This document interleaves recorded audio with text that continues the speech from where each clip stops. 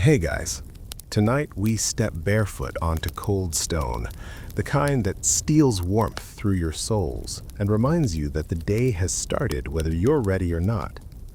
The monastery is dark, the hour cruel, and somewhere a bell is still trembling from its last strike. You probably won't survive this first meal if you're used to coffee and toast. So before you get comfortable, take a moment to like the video and subscribe, but only if you genuinely enjoy what I do here. And while you're settling in, drop your location and local time in the comments. I love seeing how far this little night journey travels. Now, dim the lights, maybe turn on a fan for that soft background hum, and let's ease into tonight's journey together. You wake before dawn, not because you want to, but because the bell has opinions. It drags you from sleep like a hook in the ribs, and your body moves before your mind catches up. You pull on your habit, still smelling faintly of yesterday's smoke and wool, and shuffle through corridors that echo with the soft slap of feet and the sound of men trying not to yawn. The air is damp, heavy with the scent of stone and old incense. Somewhere, far below thought, your stomach growls, but it's a polite growl, trained by years of disappointment. This is the first reality of medieval monastic life. The day begins empty. Before prayers, before sunrise, before you're fully sure you exist, there is no feast waiting for you. At most, there is bread, and sometimes not even that. You file into the church for matins, and while the psalms rise and fall like breathing, your mind keeps drifting, not to heaven, but to food. This is normal. Even saints think about breakfast. Historians still argue whether the early monks intended hunger as spiritual discipline or simply accepted it as unavoidable in a world where food was never guaranteed. Either way, you feel it now, a hollow space that prayer doesn't quite fill. When matins ends, you don't head to a dining hall. Not yet.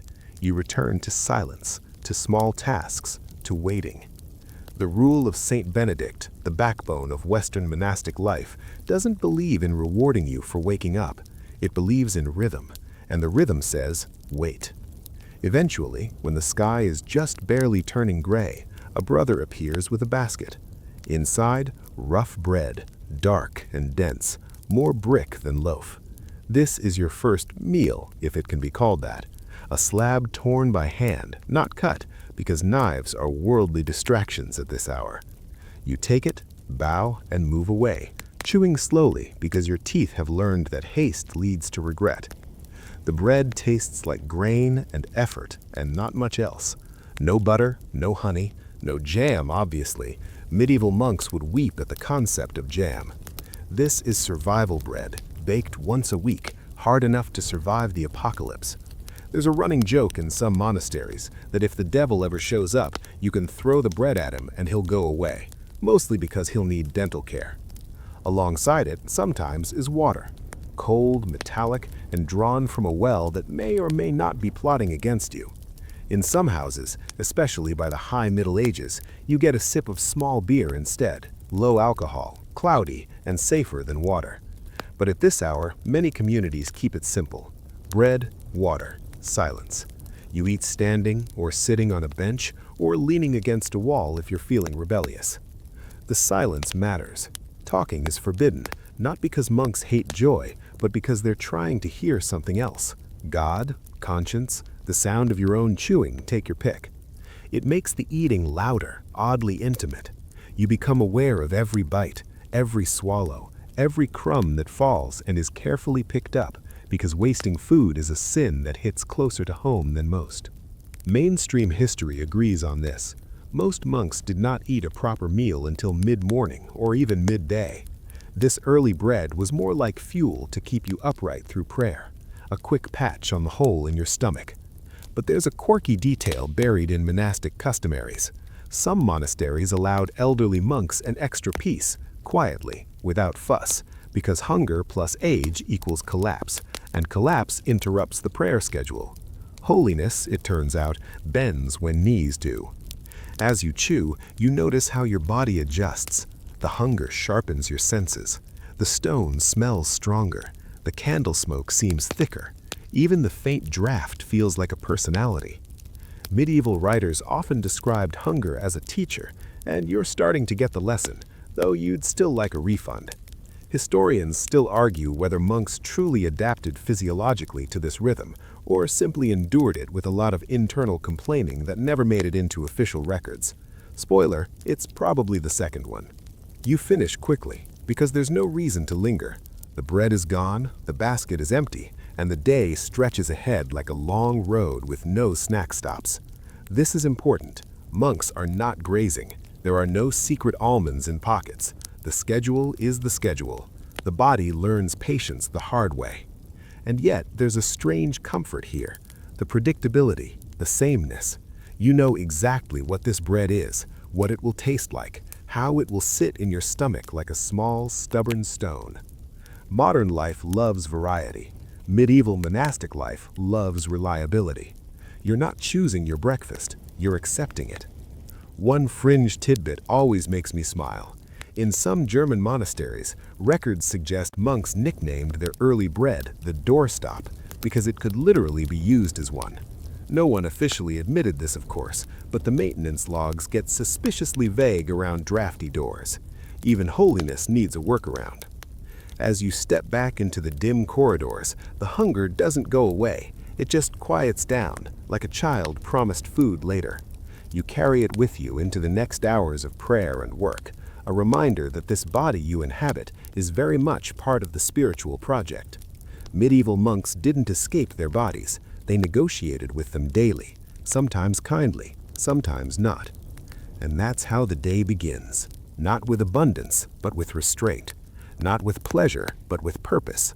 A small piece of bread, a mouthful of water, and the understanding that eating, like everything else here, is folded into prayer. The real meals will come later, but for now, you move forward, a little hungry, a little calmer, and very, very awake. You carry that bread with you for hours, not in your hands, but in your body, like a quiet weight that reminds you where you are. The monastery wakes fully now.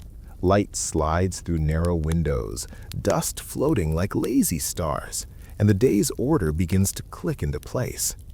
This is where you start to understand something crucial. You don't eat when you're hungry. You eat when the rule says so. The rule of Saint Benedict is not a suggestion. It's not a vibe. It is the operating system of this place, and it runs everything from prayer to sleep to how many figs you're allowed to look at without sinning. When it comes to food, the rule is clear and strangely practical. 2 meals a day, normally, 1 in winter, 1 in summer. No meat of 4-footed animals except for the sick. Enough food to sustain work, but never enough to make you sleepy. Benedict, bless him, was deeply suspicious of food comas. You learn this slowly by watching the older monks. No one explains it directly because explanation is dangerously close to conversation. Instead, you observe. When the bell rings, they move. When it doesn't, they don't. Hunger is irrelevant. Time is king. The rule specifies portions in a way that feels both generous and stingy.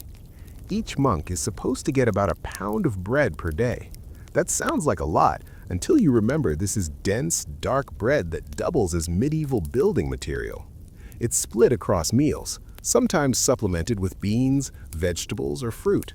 Meat is out, mostly, because meat heats the blood, inflames passions, and, according to medieval logic, makes you think thoughts you'd rather not explain to God. Mainstream historians agree that the rule was actually considered humane for its time. Compared to peasants who might eat once a day if they were lucky, monks were doing okay. But inside the monastery, it still feels like constant negotiation. Your stomach does math now. If you eat slower, maybe the fullness lasts longer. If you save a crust, maybe future you will thank you. Future you rarely does. The rule also insists on equality, which sounds nice until you realize it means everyone gets the same thing regardless of size, age, or job. You're hauling stones? Same beans. You're copying manuscripts all day? Same beans.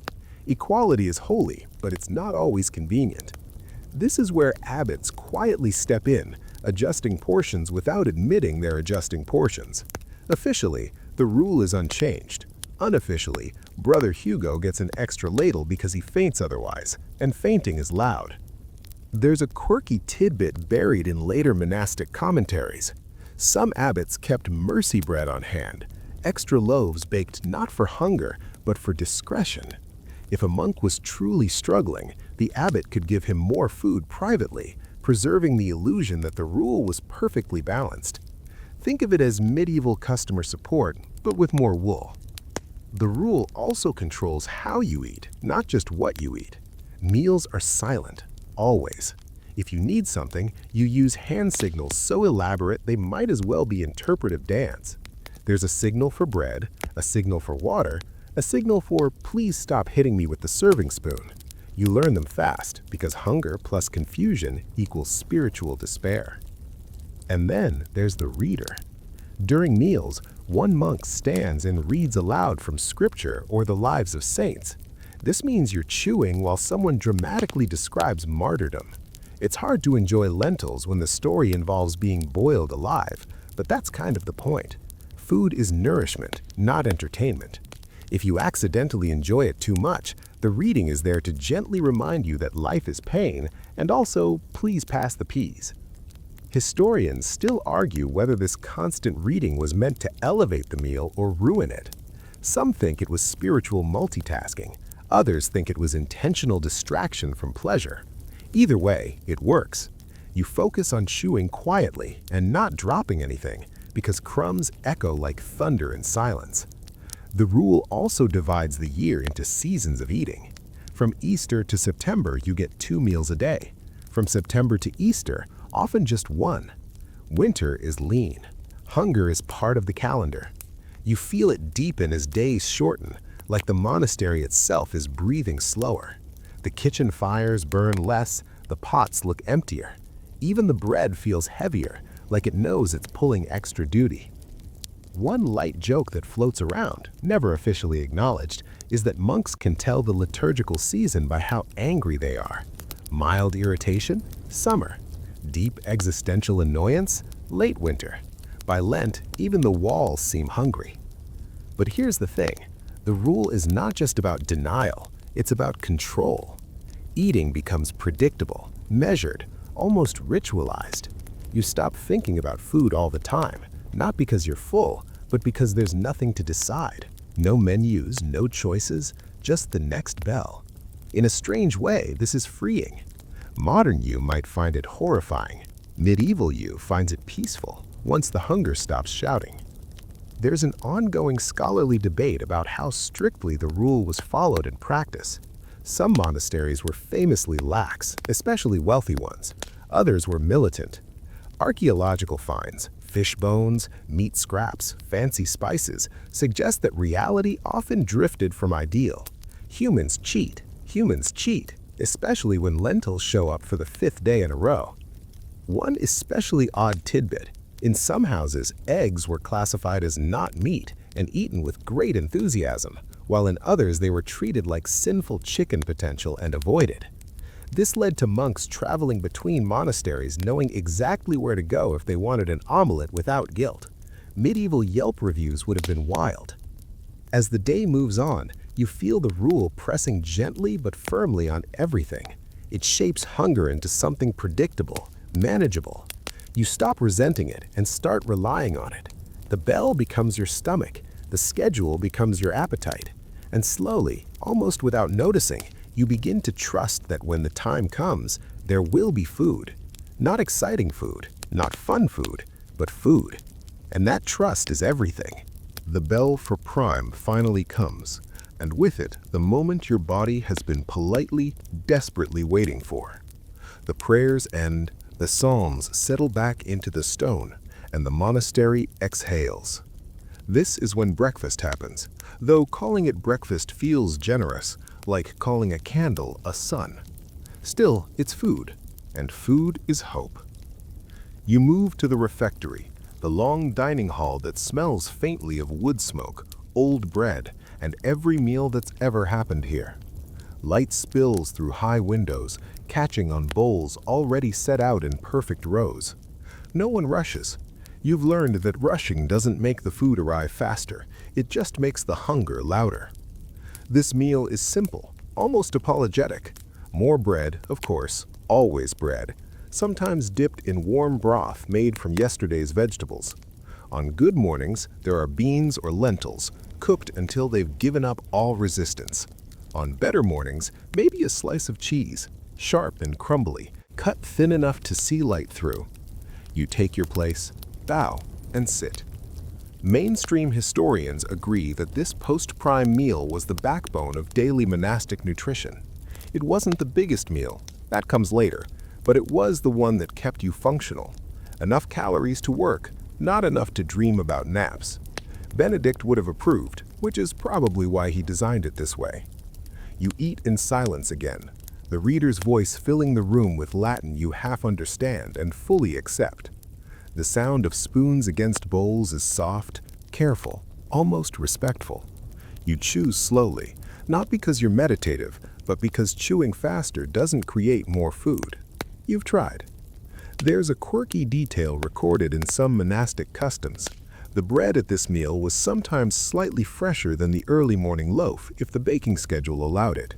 This meant the monks could tell what day it was by the softness of the crust. Tuesday had a feel. Friday tasted like regret. Sunday was suspiciously pleasant. And then there's cheese, the great moral gray area. Cheese is not meat, but it's also not nothing. Some monasteries embraced it. Others treated it like a dangerous friend who always stays too long. Historians still argue whether cheese consumption was widespread or carefully limited, because records are inconsistent, and monks were very good at not writing down their small pleasures. Archaeology, however, keeps finding dairy equipment, which feels like the earth snitching. You notice how your body reacts. The hunger that was sharp at dawn softens into something warmer, like a blanket pulled up just enough to stop the shivering. It doesn't last, but it doesn't have to. This meal isn't about fullness, it's about continuity, keeping the engine running, making sure prayer and labor don't turn into collapse.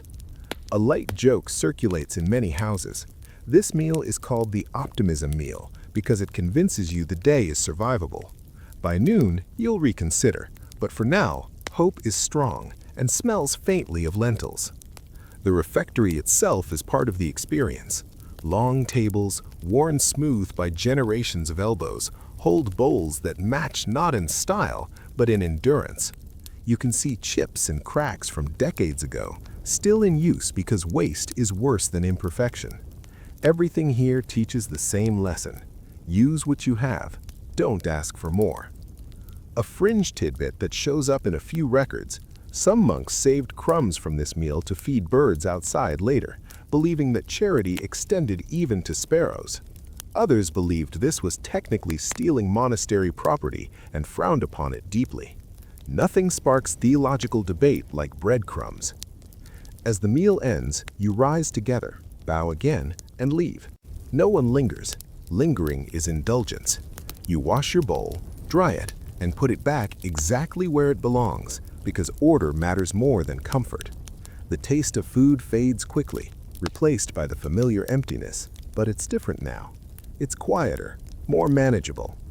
You head back into work, copying, building, gardening, teaching, and you feel the meal doing its job, even as it disappears. This is the rhythm you're learning. Eat, work, wait. Eat, work, wait. It's not glamorous, it's not Instagrammable, but it works. And somewhere in the back of your mind already, the next meal is forming, not as desire, but as certainty. The bell will ring again. The bowl will fill again. Not with surprises, not with abundance, but with enough. In this place, enough is the miracle. By mid-morning, your throat is dry in that particular way that only stone buildings and constant chanting can achieve. You've worked, prayed, bent, lifted, copied, and carried, and somewhere along the way, your mouth has turned into old parchment. This is when you learn one of the monastery's most practical truths. Beer is safer than water. You step into the shade near the kitchen, where a small barrel sits like a quiet promise. It's not the beer you're imagining. No hops-forward craft nonsense, no foam, no joy. This is small beer, thin, cloudy, barely alcoholic, and absolutely essential. It smells faintly of grain and yeast and the kind of patience you only get from fermentation. You take a cup, drink, and feel your body relax like it's just been told good news. Mainstream history backs this up completely. Medieval water was unreliable at best, actively hostile at worst. Wells got contaminated, rivers carried waste, and no one had a Brita filter. Brewing beer required boiling water, which killed most of the things trying to kill you. The alcohol content was low enough that you could drink it all day without falling over, though some monks definitely tested that theory harder than necessary. You're technically allowed beer because it's considered liquid bread, grain, water, time, food in disguise. The rule of Saint Benedict allows a hemina, roughly half a liter, per day, though he adds, very politely, that monks who can manage without it are more blessed. No one you know is that blessed. Even Benedict admits that climate matters, which is monk speak for "it's hot and we're thirsty." There's a quirky tidbit tucked into monastic records. Some monasteries brewed multiple strengths of beer, carefully labeled by time of day. Morning beer was the weakest, basically wet optimism. Evening beer had more substance, more warmth. Guests sometimes got the good stuff, which led to suspiciously frequent guests. You drink slowly, because this isn't refreshment, it's survival. The liquid cools your throat, settles your stomach, and makes the world feel slightly less sharp around the edges. Hunger and thirst are close cousins, and this helps both just enough to keep you working. Historians still argue how much beer monks actually drank. Official records are modest. Unofficial graffiti, marginal notes, and suspiciously large brewing facilities suggest enthusiasm. Some monasteries produced beer on an industrial scale, selling surplus to support their work. This means monks weren't just drinking beer, they were experts at it. Brewing was science before science had a name. You notice how beer becomes part of the rhythm. A cup after hard labor, a cup before long reading, a cup in the evening to soften the edges of the day. It's not indulgence, it's maintenance. And in winter, when the beer is slightly stronger and slightly warmer, it's almost comforting. Almost. One light joke floats through the cloister. The monastery runs on 3 pillars: prayer, work, and beer. And if one fails, the other 2 get very grumpy. No one writes this down, but everyone knows it's true. There's also ale soup, which is exactly what it sounds like, and exactly as weird as you're imagining. Bread soaked in warm beer, sometimes with a bit of fat or onion. It's served when times are lean, when gardens are thin, or when someone miscalculated the lentils again. You eat it with dignity because dignity is free, and the soup is not optional. A fringe belief in some houses held that beer made monks more patient, which might explain why it shows up in medicinal lists alongside herbs. Whether it actually calmed the spirit or just made silence easier to tolerate is an open question. Either way, the beer stays. As the day moves toward noon, the hunger shifts again, becoming heavier, more insistent. The small beer keeps you upright, but it doesn't fill you. It just buys time. And time, in a monastery, is always moving toward the bell. You set the empty cup down, wipe your mouth with your sleeve because napkins are optimistic, and head back into the rhythm. The stone corridors feel cooler now, the light sharper. You know the main meal is coming. You can almost taste it. Beans, bread, maybe fish if the day is lucky. And as you walk, There's a strange gratitude in knowing that even in a world without certainty, this cup of cloudy, humble beer is dependable. It will be there tomorrow, and the next day, and the next. Like everything here, it's not exciting, but it's faithful. And right now, that's enough. By the time the sun is fully awake, you're already deep into work, and that work is where food really begins. Not eating exactly, growing. You step outside into the monastery gardens, and the air changes immediately. It smells green and wet and alive, a relief after stone and candle smoke. This is where monks quietly win their war against hunger, one onion at a time. The gardens are not decorative. They're not for strolling. They are functional, holy, and slightly muddy, which somehow makes them more convincing. Rows of beans, cabbage, leeks, peas, and herbs stretch out like a prayer written in soil. You kneel, fingers sinking into earth still cold from the night, and pull weeds with the care of someone handling something sacred, because you are. Food here isn't just sustenance, it's obedience made visible. Mainstream history is very clear on this. Medieval monasteries were agricultural powerhouses. They experimented with crop rotation, irrigation, and soil management centuries before it became fashionable. The reason is simple. If the garden fails, the monastery starves. No amount of prayer fixes bad beans, so you learn to tend plants with devotion that borders on fear. You work in silence or near silence, exchanging glances instead of words. The rhythm of labor is steady. Pull, toss, step, breathe. Hunger hums underneath it all, like background static, but the smell of herbs, sage, thyme, fennel, makes it gentler. You brush a leaf, and the scent sticks to your fingers, and for a moment it feels like cheating, like tasting without eating. Monastic gardens are designed with intention. The kitchen garden sits close to the refectory, so food doesn't travel far. Medicinal herbs grow near the infirmary. Fruit trees line the outer walls, their apples and pears carefully counted, never just plucked. Even the layout is theology. Order, balance, purpose. Nothing wasted, nothing random. There's a quirky tidbit that always makes this part feel more human. Some monks secretly named plants after brothers. The stubborn cabbages were always Brother Thomas. The fragile herbs were Brother Paul. This wasn't written down, of course, but you see the smiles when someone mutters, "Thomas is being difficult again," while wrestling a root from the soil. Even silence finds loopholes. As you work, you realize the garden sets the menu months in advance. There's no surprise food here. If you didn't plant it, you're not eating it. This gives meals a strange sense of inevitability. You know in spring exactly which beans will show up in winter. You've touched them, you've cursed them, you've watered them while hungry, which is a special kind of spiritual exercise.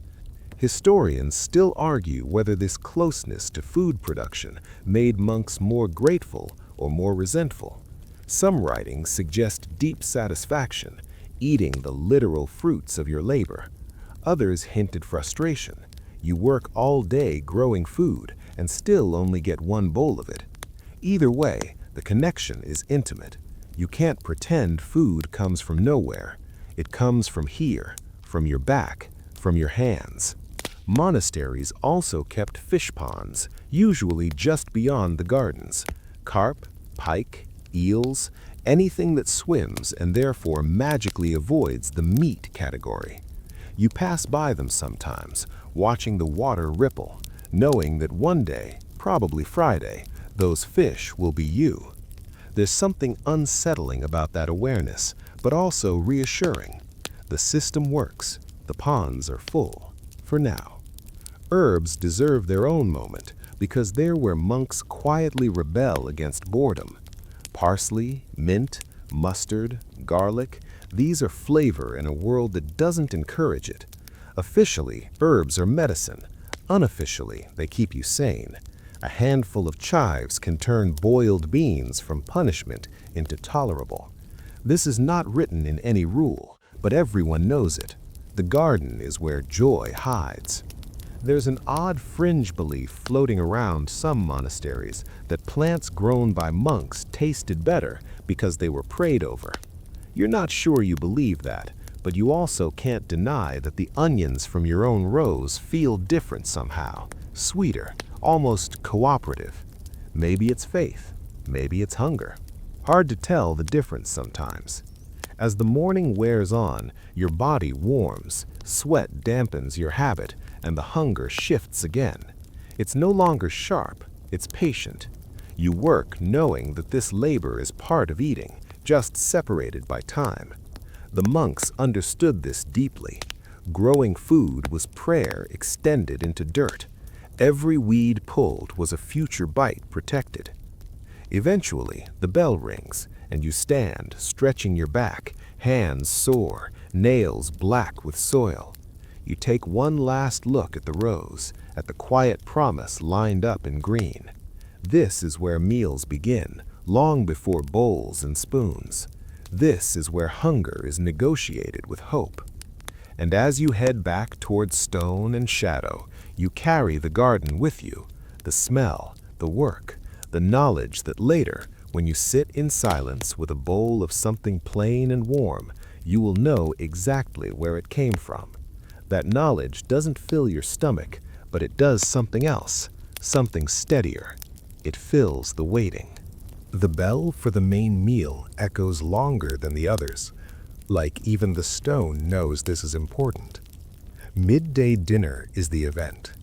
Not a feast, not a celebration, but the closest thing the monastery has to a full stop. Work pauses. Hunger steps forward. You take your place in the refectory with the kind of focus usually reserved for sacred relics and door handles that might lead to food. The tables are already set, bowls waiting like open hands. This is the largest meal of the day, the one that carries you through the long afternoon and into evening prayers. If you're lucky, you've been thinking about it for hours. If you're unlucky, you've been pretending not to think about it, which somehow makes it worse. Mainstream historical fact. For most medieval monks, this was the only truly substantial meal of the day, especially outside summer. Everything else was preparation or recovery. The rule allowed 2 cooked dishes, usually vegetables, sometimes with eggs, cheese, or fish, depending on the season. Bread was constant, because of course it was. Bread never leaves you. The bowls arrive, carried carefully, and you inhale before you remember not to.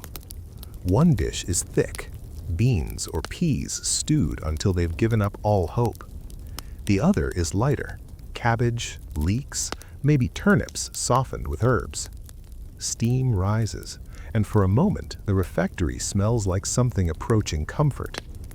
You eat in silence again, but the silence is different now. It's fuller. The clink of spoons feels heavier, more deliberate.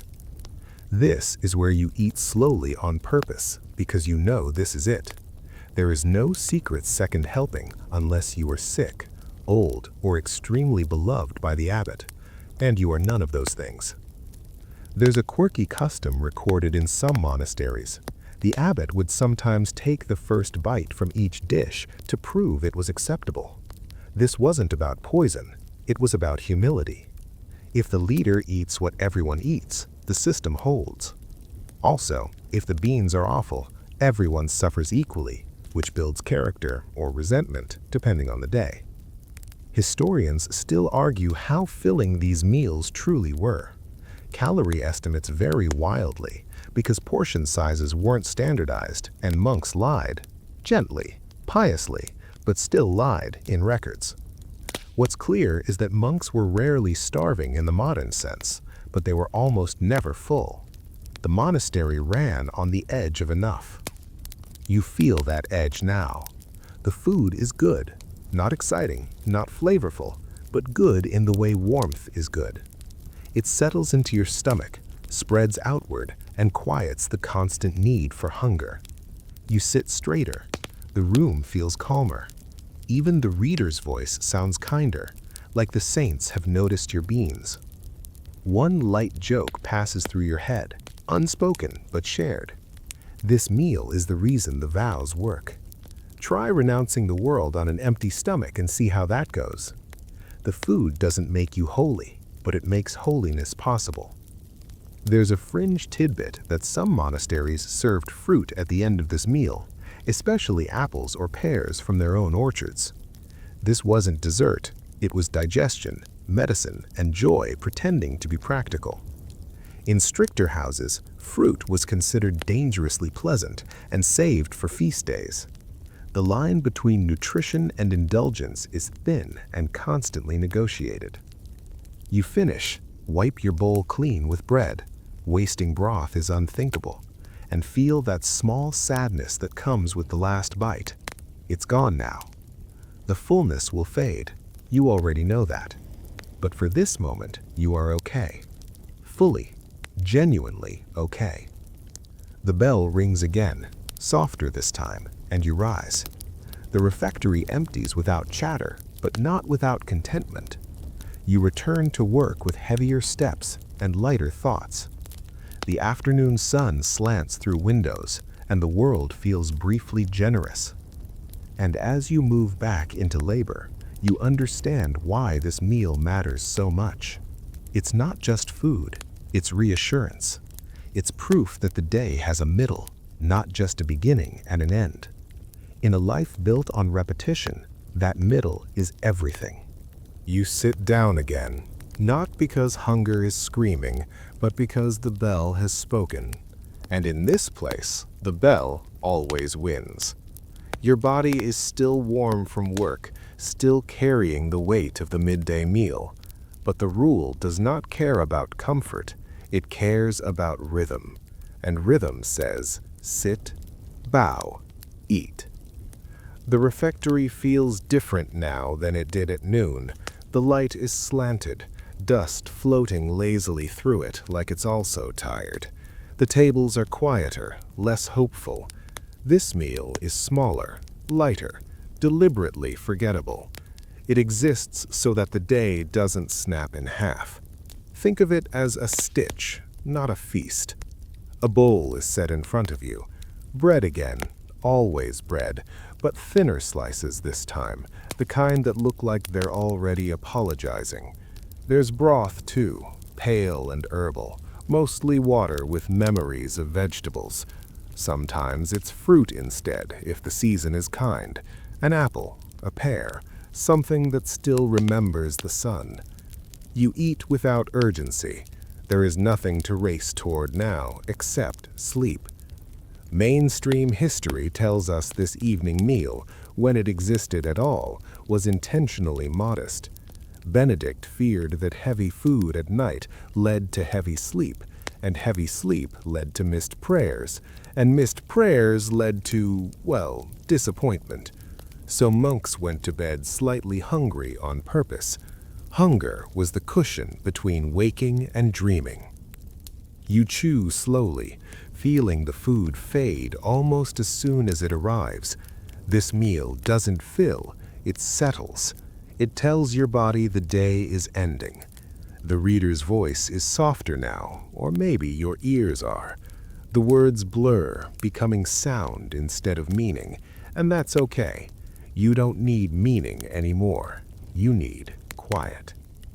There's a quirky custom noted in some monasteries where this meal was skipped entirely during certain fasts, replaced by extra prayer and a longer silence. The monks called it eating with the ears, which sounds poetic until you're the one not eating.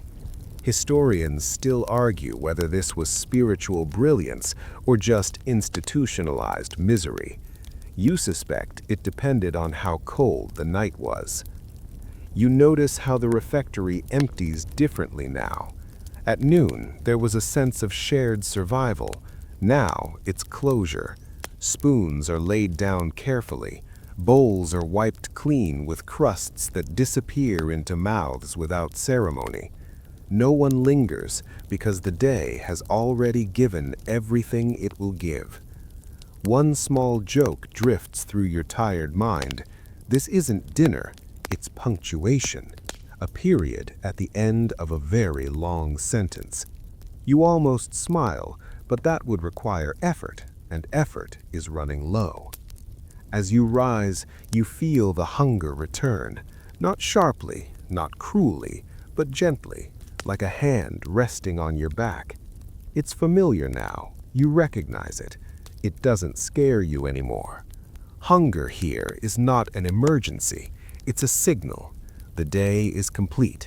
The work is done. Let go.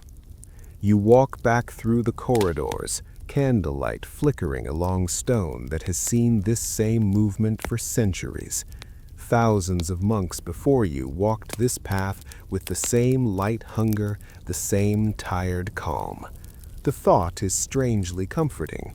You are part of a long line of people who learned that enough is enough.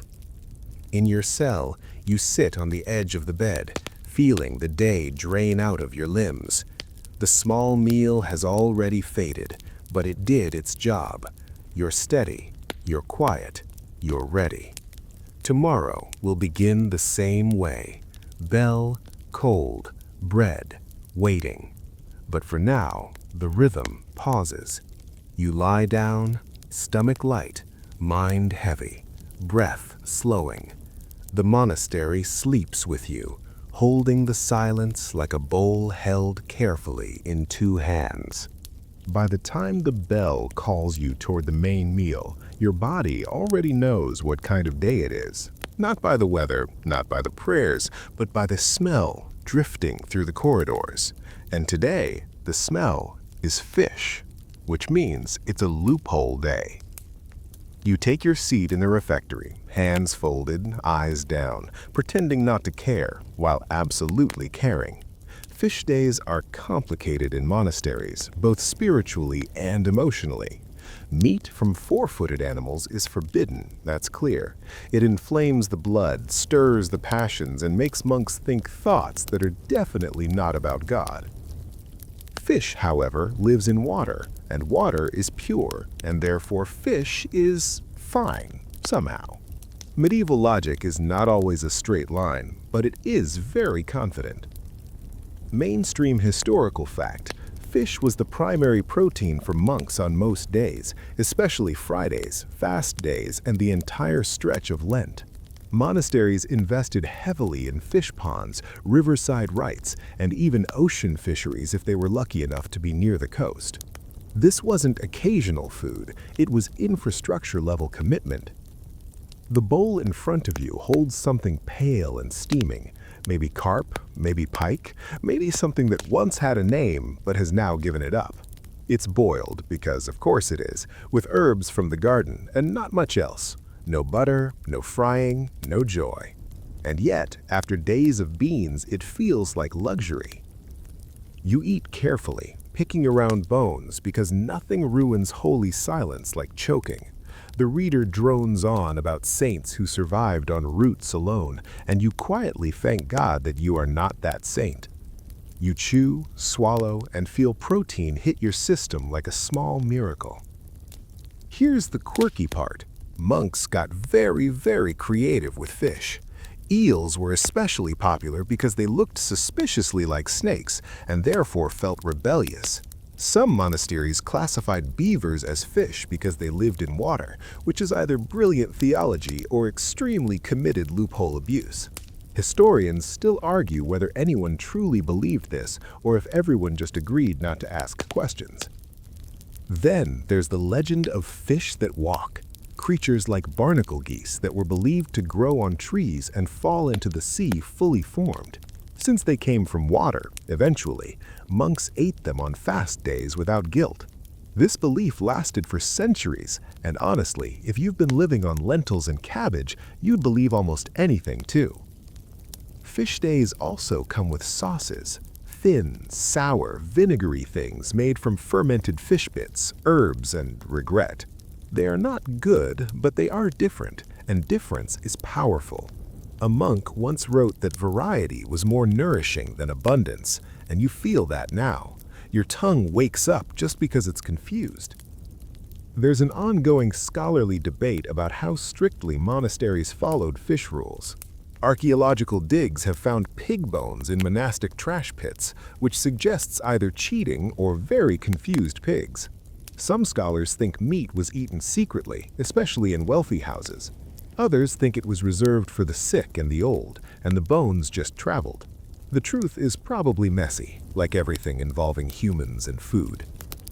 You notice the mood in the room lift slightly. Shoulders relax. The chewing sounds are a bit less restrained.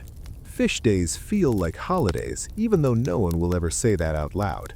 You eat slower, savoring the change, and for a moment you almost forget the hunger that's been living in your chest since dawn. One light joke passes through the monastery in gestures and glances. Fish are just meat that's gone swimming to confession. No one laughs, but everyone smiles with their eyes, which is the monastic equivalent of comedy gold. As the bowls empty, you feel a deeper fullness than usual. Not stuffed, but steadied. Protein does that. It anchors you. The day feels possible again. You stand, bow, and leave, carrying that quiet satisfaction with you into the afternoon work. And as you go, you realize something important.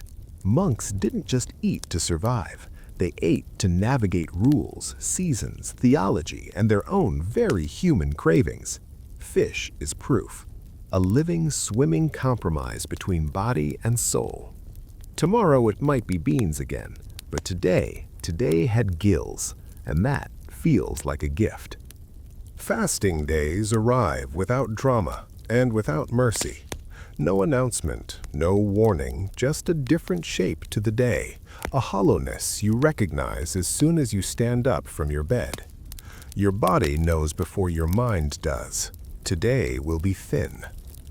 The bell rings, prayers begin, and already you can feel the absence where breakfast would have been. On fasting days, that first bread never comes. The basket stays empty. The morning stretches longer, quieter, sharper. Hunger doesn't creep in. It drops, fully formed, like a stone in your stomach.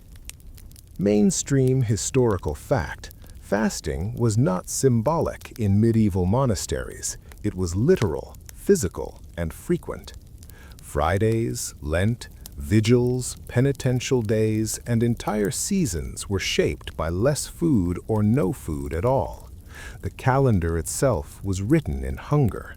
You feel it as you work, as you kneel, as you stand, as you try not to think about bowls that won't arrive. Work slows, not officially, but practically. You lift less, you move carefully, you sit when you can. No one comments because everyone is doing the same quiet math: how to spend energy without running out of it.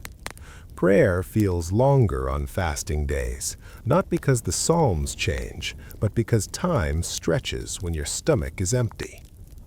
The monastery pretends this is about discipline, and it is, but it's also about clarity. Hunger sharpens everything. Sounds cut deeper. Smells travel farther. Even the memory of food becomes vivid, like a story told too well. You can taste bread you ate yesterday as if it's still there.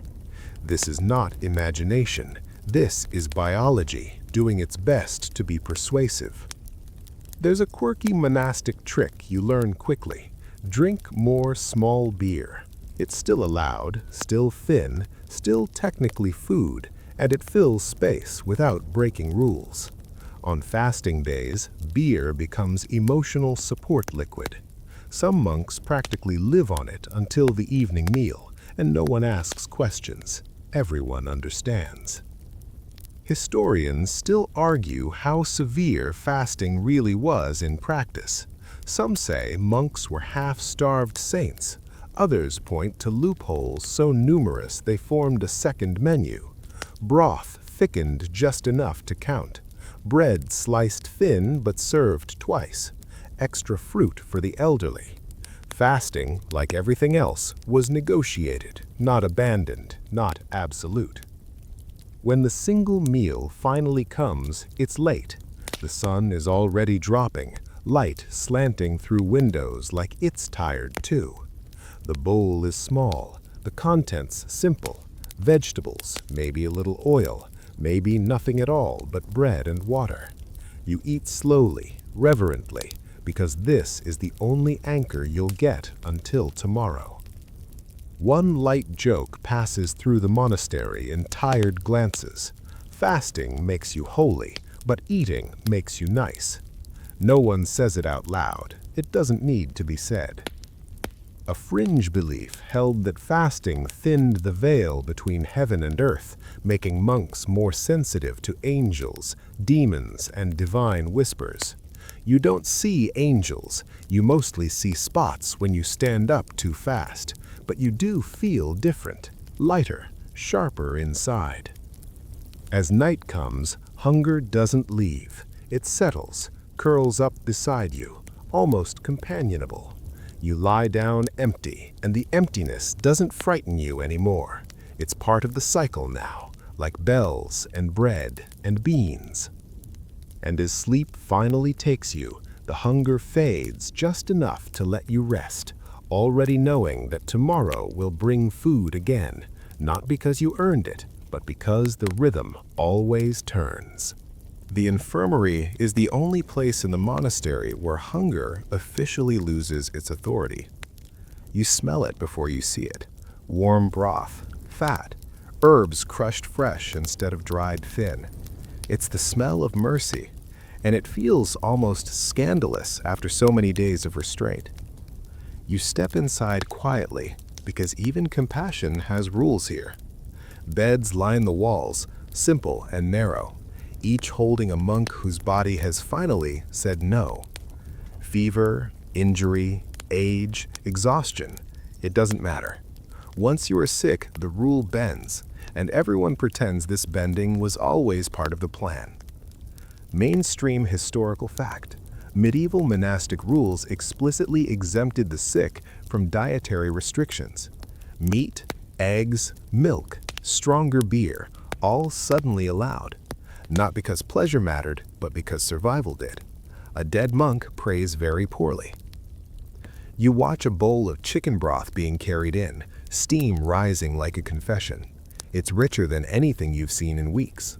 The monk receiving it doesn't look joyful. He looks relieved. Hunger has been shouting at him for days, and now, finally, someone answers. There's a quirky detail tucked into monastery records. Infirmary food was sometimes cooked separately, behind closed doors, so the healthy monks wouldn't smell it and suddenly feel mysteriously unwell. This did not always work. Smell travels. So does envy. Both are human. Historians still argue how often monks exaggerated illness to reach the infirmary menu. Some abbots complained about miraculous recoveries after a few days of meat. Others insisted this never happened. You stand there smelling broth and understand exactly why it probably did. The infirmary teaches you something important. The monastery is strict but not stupid. Bodies matter. Limits matter. Holiness that kills you is bad planning. You leave quietly, grateful for your health, even if it means eating beans again tomorrow. Flavor is a dangerous thing in a monastery. You learn that slowly, the way you learn all important truths here, by noticing what's missing and then noticing the rare moment when it appears. Most days, food tastes like food and nothing more. But sometimes, quietly, almost accidentally, flavor slips in, and the entire refectory feels different, like someone opened a window you forgot existed. It usually starts with herbs. You notice it when beans smell a little greener than usual, when cabbage carries a whisper of something sharp, when broth has a faint warmth that isn't just heat. Parsley, sage, thyme, mint, these are technically medicine, technically allowed, technically not pleasure. But your tongue knows the truth. These are small joys, carefully disguised so no one has to feel guilty about enjoying them. Mainstream historical fact: monasteries were major centers of herb cultivation and knowledge, preserving plant lore that would later shape European medicine and cuisine. The herb garden wasn't decoration, it was survival, pharmacy, and, secretly, happiness. You work those gardens knowing that weeks from now, your hands might recognize the taste of what they planted. There's a quirky note in one monastic kitchen record complaining of excessive garlic enthusiasm, which suggests someone got carried away and someone else noticed. Garlic is powerful like that. It refuses to be subtle, and subtlety is the monastery's favorite virtue. When garlic shows up, even in trace amounts, the day feels rebellious. Spices are another level entirely. Pepper, cinnamon, clove, ginger, these come from far away, carried by trade routes and risk and money, and they almost never belong to you. They belong to feast days, to guests, to the abbot's sense of occasion. But when they appear, even a grain of them, it's like the bowl wakes up. You taste pepper once and it feels like a story, warm, sharp, alive. Your mouth forgets where it is for a second.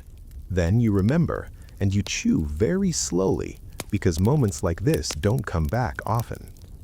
Historians still argue how common spices were in monasteries. Some records show heavy use in wealthy houses, especially near trade routes. Others show strict avoidance, treating spice as a slippery slope to luxury. Archaeology complicates the story by finding spice residues where they supposedly didn't exist. Monks, it seems, were better at eating than recording. You start to realize that flavor isn't just taste, it's memory. The rare sweet apple at the end of a meal stays with you longer than any prayer. The faint tang of vinegar and soup becomes a reference point for the week. In a life stripped of variety, tiny differences become enormous. There's a fringe belief in some houses that God revealed himself more clearly through bland food because nothing distracted the soul. Others believed the opposite, that beauty, even in taste, was a form of praise. These arguments never ended, and probably never will. You just eat what's in front of you and feel what you feel, quietly, so no one has to comment. One light joke circulates in the cloister. If the food tastes good, someone is about to visit. And it's true often enough to be suspicious. Flavor means effort. Effort means purpose. And purpose usually means outsiders. As the meal ends, you notice something strange. You're not thinking about being full. You're thinking about what it tasted like. That's new.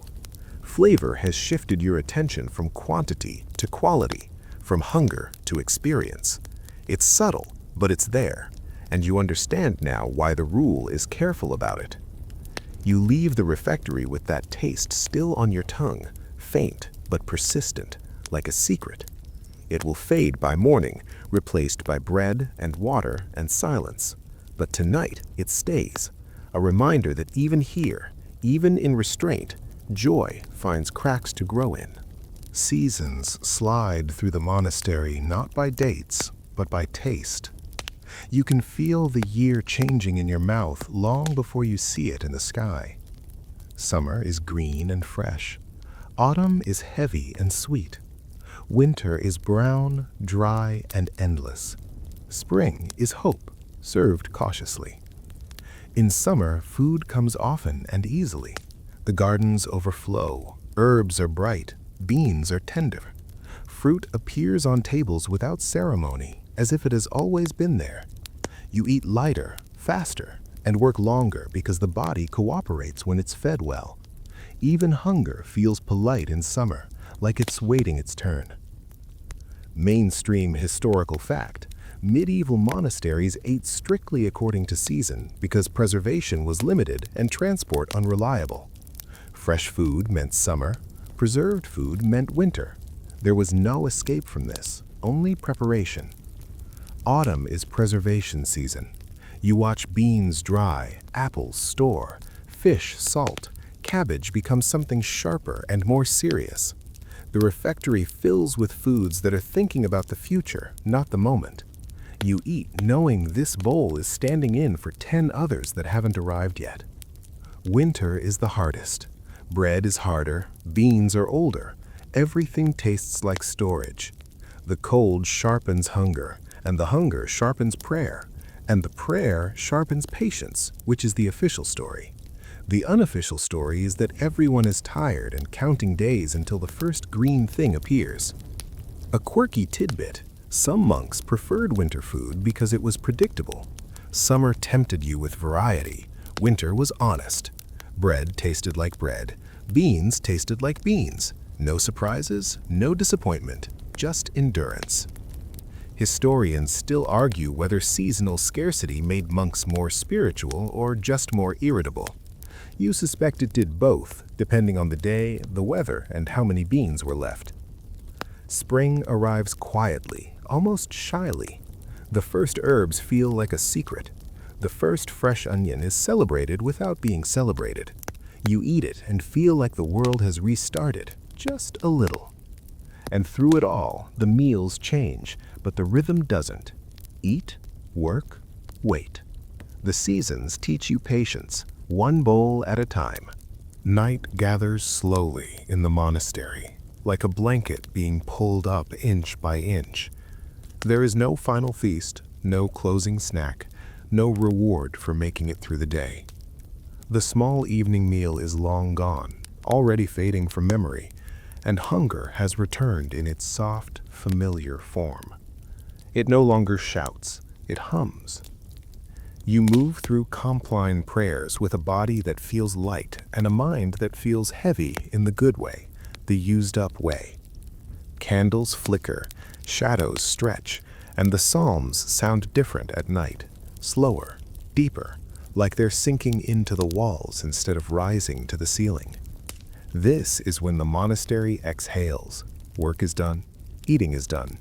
Wanting is supposed to be done too. Mainstream historical fact: monks went to bed slightly hungry by design. The rule believed fullness dulled the soul and disturbed sleep. Hunger, in contrast, made the body humble and the dreams quiet. Whether that's true or not, it's what you live with every night. You lie down in your narrow bed, straw shifting softly beneath you, and feel your stomach empty, but calm. The day's food has burned away in labor and prayer, leaving only a faint warmth, like coals after a fire. You don't fight it anymore. Hunger at night has become part of the ritual, a signal that the day is complete and tomorrow will begin clean. There's a quirky belief recorded in a few monasteries that angels visited hungry sleepers more often, because the body was light enough for the soul to rise.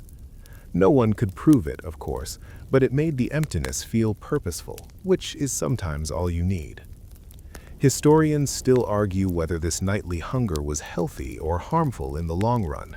Some skeletons show signs of stress, others show long life and strong bones. The truth, as always, is mixed. But lying there, listening to the monastery settle, you don't feel harmed, you feel finished.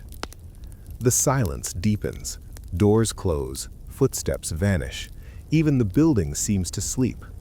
Hunger curls beside you like a small animal, warm and familiar, no longer a threat. And you drift off, knowing that the bill will come again, the bread will come again, the waiting will come again, and that this rhythm, strange as it is, holds you together. The day guests arrive, you know before anyone tells you. The kitchen sounds different, busier, sharper, almost cheerful. Knives move faster, pots clatter. The air fills with smells you haven't smelled in weeks, and your stomach wakes up like it's heard its name called. Hospitality is sacred here, more sacred than restraint. When outsiders cross the threshold, the monastery changes shape around them. The rule demands it.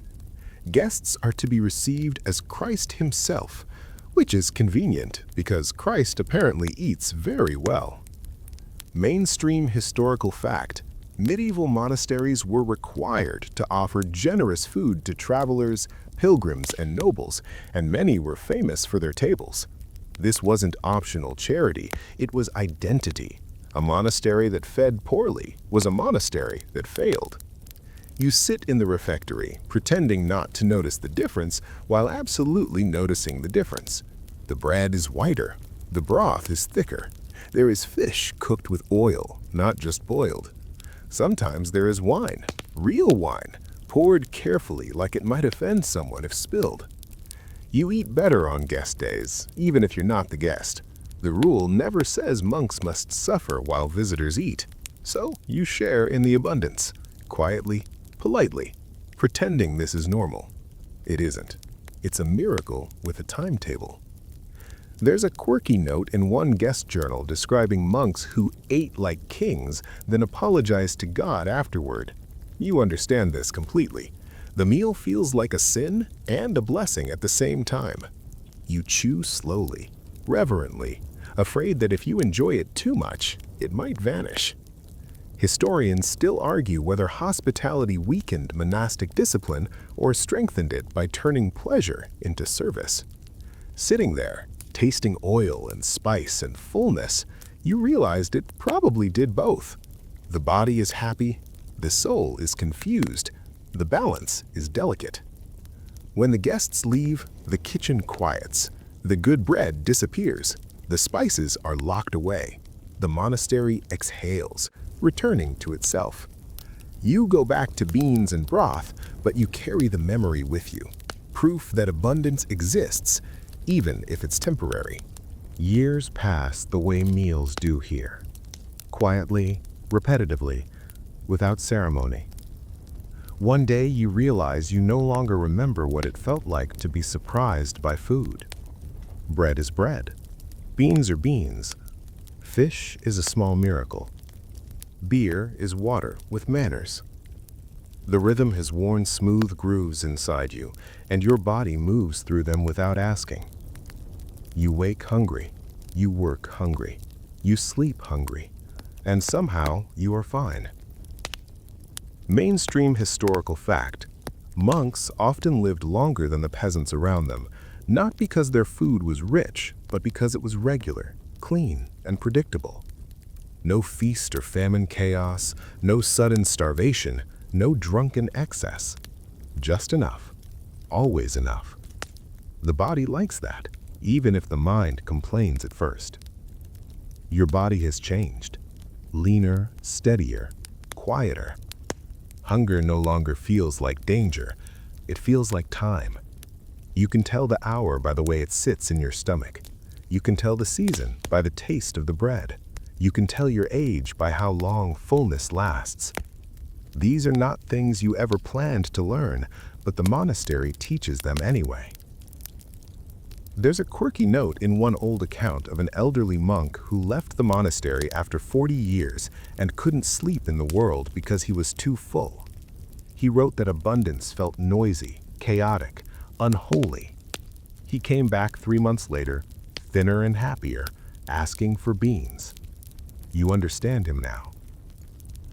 Historians still argue whether monastic diets were restrictive or balanced, harsh or healthy, oppressive or freeing. The truth depends on what you measure. If you measure pleasure, maybe it was lacking. If you measure peace, it was overflowing. You sit in the refectory one last time tonight, not literally, but in memory. You see the bowls, the bread, the steam rising in thin lines. You hear the reader's voice, the spoons, the silence. You feel the hunger that was never quite gone, never quite painful, always present like a quiet companion. Eating here was never just eating. It was training. It was rhythm. It was a way of teaching the body to stop demanding and start trusting. Trust the bell. Trust the rule. Trust that tomorrow will bring bread again. And somehow, unbelievably, it always did. You lie down now, the monastery around you softened by memory and dark. The hunger is there, but it's gentle, barely a whisper, like a hand resting on your chest instead of pressing. You breathe in. You breathe out. The day loosens its grip. The years loosen theirs too. The stone walls fade first, then the bowls, then the long tables. The smells of bread and broth dissolve into the quiet, and even the bells fall silent, resting where they hang. Your body no longer feels hunger as a need, only as a soft echo, like a distant bell that's finished ringing but hasn't quite stopped moving. Imagine the monastery at rest, gardens dark and still, fish ponds smooth as glass, the kitchen cold, the ovens empty, the bread sleeping until morning. Nothing asks anything of you now. There is no rule to follow, no bell to obey, no bowl to finish. Your breath lengthens, slows, deepens. Each inhale is easy. Each exhale carries the last crumbs of the day away with it. You are fed enough. You are safe enough. You are done. Let the rhythm that held the monks hold you too.